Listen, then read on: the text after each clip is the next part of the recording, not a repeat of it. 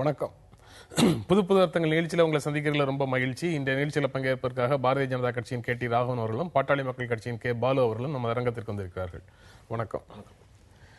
சுப்பிரமணிய சாமி ராஜா சந்திப்பு தமிழக பாஜக வட்டாரத்தில் சர்ச்சை அப்படின்னு சொல்லி ஒரு நாளிதழில் இன்றைக்கு ஒரு செய்தி போட்டிருக்கிறாங்க. பாரதிய ஜனதா கட்சியினுடைய முக்கிய தலைவர்களில் ஒருவரான டாக்டர் சுப்பிரமணிய சாமியை மீனவர்கள் சந்தித்து பேசினார்கள்னு வேறு சில நாளிதழ்களில் செய்தி இருக்கு. அந்த சந்திப்பின் போது ராஜா, பாஜகவின் தேசிய செயலாளர் ராஜா அங்கே உடன் இருந்தார் அப்படின்னு அந்த செய்திகள் சொல்லுது.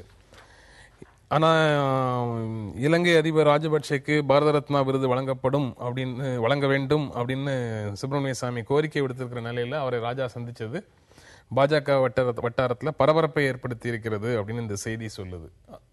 நீங்க எப்படி பாக்குறீங்க? பாஜக வட்டாரங்கள்னா அந்த வட்டாரத்துக்குள்ள நானும் தானே இருக்கேன்.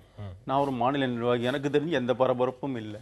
அதாவது செய்தி போடுறாங்க, ஆனா இது பாருங்க, ஒரு கட்சியினுடைய 2 தலைவர்கள் சந்திப்பதே பரபரப்பா, சர்ச்சையா? எனக்கு ஒன்றும் புரியல. நான் மரியாதைக்குரிய திரு பாலு அவர்கள் இருக்கிறாங்க, பாட்டாளி மக்கள் கட்சி, எத்தனையோ வித்தியாசங்கள் இருக்கலாம். ஆனா இவரை சந்திச்சா அது எங்களுடைய கட்சியிலேயோ ஒரு தேசிய கட்சி, குறிப்பா அது காங்கிரஸ் கூட சொல்லுவேன், அதெல்லாம் ஒரு சர்ச்சையா வேண்டிய அவசியம் இல்லை, ஆனதும் இல்லை. இது பரபரப்புன்னு இவர்களுக்கு வேண்டும் என்றால் இருக்கலாமே தவிர அதுல போய் சொல்றாங்க, அதாவது மாநில தலைவருக்கு தெரியாமல் சுப்பிரமணிய சுவாமி ராஜா சந்தித்திருப்பதால் அப்படின்னு. இது என்ன செய்தின்னு எனக்கு விசித்திரமா இருக்கு. ஏன்னா ராஜா அவர்கள் அகில இந்திய செயலாளர், எங்க மாநில தலைவரும் அந்த மாதிரி இல்லை, அவங்களும் அகில இந்திய செயலாளர் இருந்திருக்கிறாங்க. அந்த மாதிரி நீங்க ஏன் போனீங்கன்ற எதுவும் இல்லை. மூத்த தலைவர் சுப்பிரமணிய சாமி என் கட்சிக்குள்ளதான் இருக்காரு. வித்தியாசங்கள், கருத்து வேறுபாடுகள் இருக்கலாம், இல்லைன்னு சொல்லல.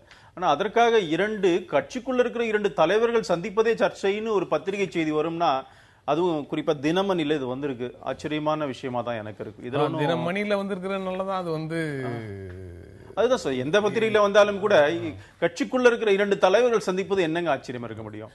நீங்க எப்படி பாக்குறீங்க அந்த செய்தி? அந்த செய்தி அதிகாரப்பூர்வமான இந்த செய்தியாகவும் அதுல இல்ல. ஆனா சொல்லப்படுகிறது, தெரிவித்திருப்ப பாஜக வட்டாரங்கள் தெரிவித்தன. இல்ல, 2 பேரும் சந்திச்சதுல எனக்கும் தெரியும். நானும் திரு ராஜா அவர்கள்ட்ட நேற்று பேசியிருக்கேன், அதுக்கப்புறமா பேசினேன் நான். அதெல்லாம் சரிதான்.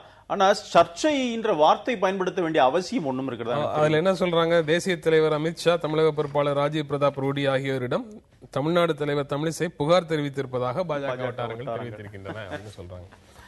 புகார் தெரிவிக்கிற அளவுக்கு அந்த சந்திப்பு அது நண்பர் குறிப்பிட்டதை போன்று இருவர் சந்தித்துக் கொள்வதில் பெரிய சர்ச்சை உருவாகுமா என்பது எனக்கு தெரியவில்லை.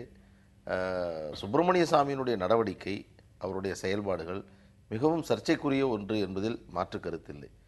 அதே போன்று ராஜா அவர்கள் தமிழகத்தில் பாஜகவை எப்படி வளர்ப்பது என்பதற்கான ஒரு ஆலோசனை கட்சிக்குள் நடத்தியிருக்கிறார்கள் என்று சொன்னால் அதிலும் நாம் வருத்தப்படுவதற்கு ஒன்றுமில்லை.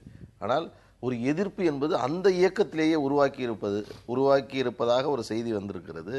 எனக்கு நீங்கள் இந்த விவாதத்தை துவங்குவதற்கு முன்பாக மகிழ்ச்சியாக இருந்தது. ஆனால் இதை அவர் மறுக்கின்ற பொழுது சற்று வருத்தமாக இருக்கு. என்னன்னா, உங்க கட்சிக்குள்ள உங்களுக்கும் உங்க வன்னியர் சங்க தலைவர் திரு குரு அவர்களுக்கு பிரச்சனை அப்படின்னு சொன்னா இருக்கட்டும், என்ன இருக்கு, அது உங்களுக்குள்ள இருக்கிற பிரச்சனை. அது இதை ஒரு நியூஸா வெளில சொன்னா ஒத்துக்கல, தவறா சொல்ல, அது உங்களுடைய பார்வை, நாம அதை குறுக்கிடல. ஆனால் நான் என்ன பாக்குறேன்னா, இலங்கை பிரச்சனைக்காக ராஜா சென்று சுப்பிரமணிய சாமியை சந்தித்து அங்கே இருக்கக்கூடிய ராஜபக்சேவிடம் பேசுவதற்கு சுப்பிரமணிய சாமி தான் சரியான நபர் என்று தேர்வு செய்து அதன் அடிப்படையில் இவரிடம் சென்று அங்கே இருக்கக்கூடிய மீனவர்களை காப்பாற்றுவதற்காக சுப்பிரமணிய சாமியிடம் செல்வது என்பது பொதுவான சர்ச்சைக்குரியான செய்தி. இது வரவேற்கக்கூடியதல்ல. நீங்கள் சொன்னதை போன்று அவருக்கு பாரத ரத்னா கொடுக்க வேண்டும் என்று எந்த தைரியத்தில், எந்த அடிப்படையில், இவர் எங்கே வாழ்ந்து கொண்டிருக்கிறார், எவ்வளவு பெரிய இனப்படுகொலை செய்து ஒரு மனித உரிமை மீறலை நிகழ்த்திய ஒருவருக்கு இந்த நாட்டினுடைய மிக உயர்ந்த விருதான பாரத ரத்னா விருதை வழங்க வேண்டும் என்று ஒரு கட்சியில் ஒருவர் சொல்லுகிறார் என்று சொன்னால், தமிழகத்தினுடைய பாஜக வாய்மூடி மௌனியாக ஏன் இருக்கிறது என்பது எனக்கு கவலை. அவுட் ஆஃப் கான்டெக்ஸ்ட் இது. அந்த சப்ஜெக்ட் வரும்பொழுது எங்களுடைய கருத்து என்ன சொல்லணுமோ, யார்கிட்ட சொல்லணுமோ அதை சொல்லுவோம். அது எங்களுடைய ஒரு கட்சியினுடைய முக்கியமான பொறுப்பாளரை பற்றி நாங்கள் பிரஸ்ல சொல்ல வேண்டிய அவசியம் இல்லை. நம்பர் 1. நம்பர் 2, தலைவர்கள் தமிழ்நாட்டில் இருக்கிற முதலமைச்சர், எத்தனையோ தலைவர்கள்லாம் வெறும் கடிதம் எழுதியிருக்கிறார்கள். மீனவர்கள் இவர்களை சந்தித்தார்களே, ஒன்றும் நடக்கல. அவங்க தானே மீனவர்கள் போய் சந்திக்கிறாங்க. சுப்பிரமணிய சாமின்னா இது வரைக்கும் இவர்கள் நம்பி இருந்தாங்க, ஒன்றும் நடக்கலையோ என்னமோ, அவங்க அப்படி நினைச்சிருக்கலாமோ என்னமோ, நமக்கு என்ன தெரியும், அவங்களுக்கு கேட்டாலும் தெரியும். இந்த சந்தித்த மீனவர்கள் அவங்களே வந்திருக்காங்க. அந்த செய்தியில இன்னொரு வரி இருக்கு. தமிழக பாஜக தலைவர்களை தனது ட்விட்டர் பக்கத்துல சுப்பிரமணிய சாமி பகிரங்கமாக விமர்சித்து வருகிறார் அப்படின்னு ஒரு வரியும் அதுல இருக்கு. அந்த மாதிரி நான் ஒண்ணும் பெருசா பார்க்கலங்க. பார்க்கல. அந்த மாதிரி அதாவது அது எந்த அடிப்படையில் அந்த மாதிரி அதான் சொல்றேன், இதெல்லாம் யூகங்கள் அடிப்படையில பேசுறாங்க. நான் வரும் அந்த மாதிரி பகிரங்க விமர்சனம் அதெல்லாம் நான் எதுவும் பார்த்தேன் எனக்கு ஞாபகம் இல்ல. நண்பர் வந்து ஒரு சுமூகமான சூழல் பாஜக தமிழக பாஜகவில் நிலவ வேண்டும் என்பதற்காக இப்பொழுது பேசுகிறார். இங்கும் தமிழர்களுடைய உரிமையும் இலங்கையில் இருக்கக்கூடிய தமிழர்களுடைய உரிமையையும் தமிழ்நாட்டில் இருக்கக்கூடிய பாஜகவினுடைய நிலைமையும் வேறு என்பதை உணர்த்தக்கூடிய செய்தியாகத்தான் நான் இதை பார்க்கிறேன். சுப்பிரமணிய சாமியோடு நீங்கள் அரசியல் ரீதியான உறவு வைத்துக் கொள்வதில் நாங்கள் மறுக்கவில்லை. ஆனால் அதே வேளையில் மிகவும் சர்ச்சைக்குரிய ஒரு செய்தி. இதற்கு அவர்கள் விளக்கம் கேட்டிருக்க வேண்டும். எப்படி இது போன்ற கருத்துக்களை தமிழ்நாட்டில் இருந்து கொண்டு நீங்கள் எப்படி இது போன்ற செய்திகளை, இது போன்ற ஒரு கருத்தை நீங்கள் தெரிவிக்க? நீங்க கூட உங்க கட்சியில பிரச்சனை வந்தா பத்திரிகையில தான் போட்டு கேள்வி கேட்பீங்களோ? உங்க கட்சியில யாராவது தலைவர் பேசினா உங்க கருத்துக்கு மாறா பத்திரிகை மூலமா தான் பேசுவீங்களா? இப்ப பத்திரிகை கேட்கல. அப்புறம் என்ன? என்ன பண்ணணும் வந்துட்டு போறோம். இல்ல நீங்க ஒருவேளை நாங்கள் பத்திரிகையில் சொல்லாமல் நாங்கள் எங்களுடைய கட்சி நிர்வாக ரீதியாக இதை செய்திருக்கிறோம் என்று சொன்னால் மகிழ்ச்சியாக வரவேற்கிறோம். சார், அது தொலைக்காட்சியில சொல்ல வேண்டிய அவசியம் இல்லைங்க. இன்டர்னல் மேட்டர்ஸ் நீங்க சொல்லுவீங்களா? உங்க கட்சி அந்த மாதிரி நடத்துவீங்களா? நீங்களே நடத்த மாட்டீங்க. அதாவது ஊடகத்தில் ஒரு செய்தி வெளிவருகிறது, இது மக்கள் முன்னால் பேசப்படுகிற ஒரு செய்தி என்று சொல்லும் பொழுது உங்கள் மீதான ஒரு நம்பிக்கை நாங்கள் பெறுவதற்கு இதில் இந்த நடவடிக்கையை நாங்கள் எடுத்தோம். இல்லை, சுப்பிரமணிய சாமி சொன்னது சரிதான், நாங்கள் ஏற்றுக்கொள்வோம் என்று சொல்லுங்கள். நாங்கள் மறுப்பது செய்தியே மீனவர்கள் படகை மீட்பது அதை பற்றி வந்திருக்கிறது. அது டைவர்ட் பண்ற. நான் கேட்ட கேள்விக்கு பதிலே சொல்ல. நீங்க அவர்கிட்ட கேட்ட கேள்வி எனக்கு வேறொரு சம்பவத்தை நினைவுபடுத்துது.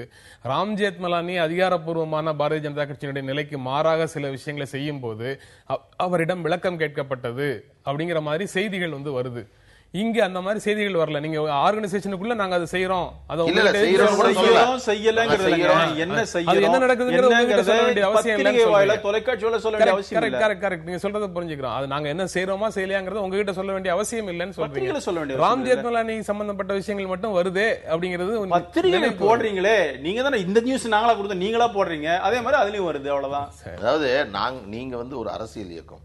தயவு செய்து ராகவன் அவர்கள் நல்ல ஒரு முதிர்ந்த அரசியல்வாதி. இது போன்ற ஊடகங்களில் இது போன்ற செய்திகள் விவாதத்திற்கு வரும்போது நாங்கள் இப்படித்தான் இருப்போம், எங்களை பற்றி யாரும் நீங்களாம் வந்து பேசக்கூடாது என்று சொல்வது என்பது உங்களுடைய இல்ல பிரச்சனை அல்ல.